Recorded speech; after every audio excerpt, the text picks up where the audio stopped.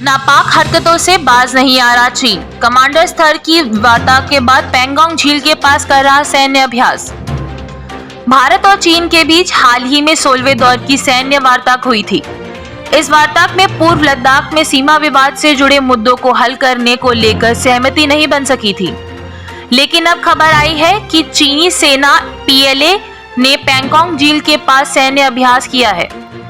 चीनी सेना PLA troop से इस कदम को लेकर सवाल उठ रहे हैं कि क्या ये चीन की नई चाल है।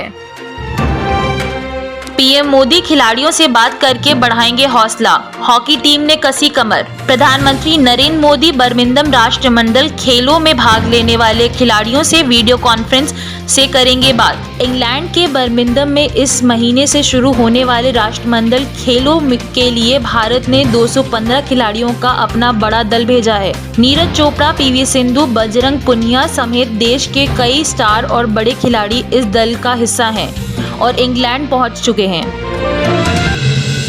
बड़े भाई के अंतिम संस्कार से पहले छोटे ने भी त्यागे प्राण।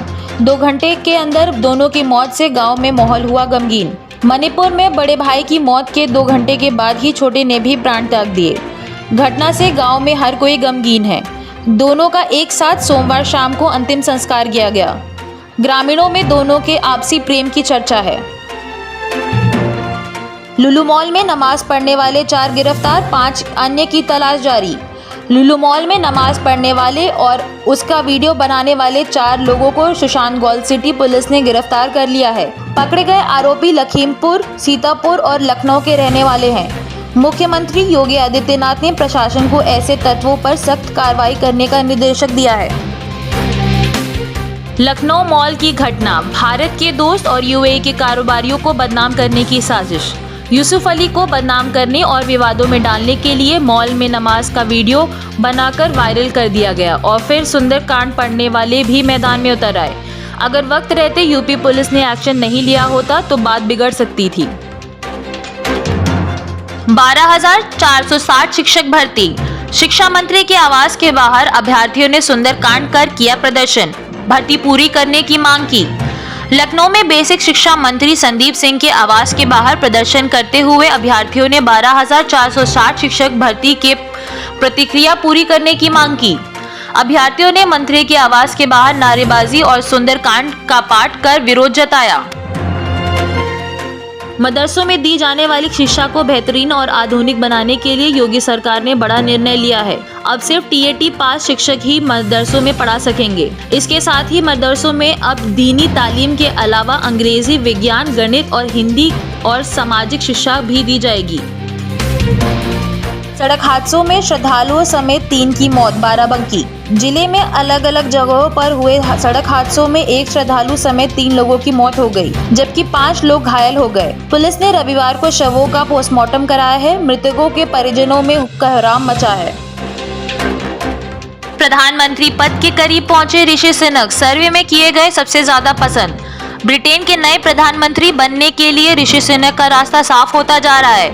सोमवार को कंजर्वेटिव पार्टी के सदस्यों के बीच मतदान के तीसरे दौर में सुनक ने शीर्ष स्थान हासिल किया। वहीं प्रधानमंत्री पद की दौड़ में टीम सुनक सबसे कम वोट पाने के बाद दौड़ से बाहर हो गई।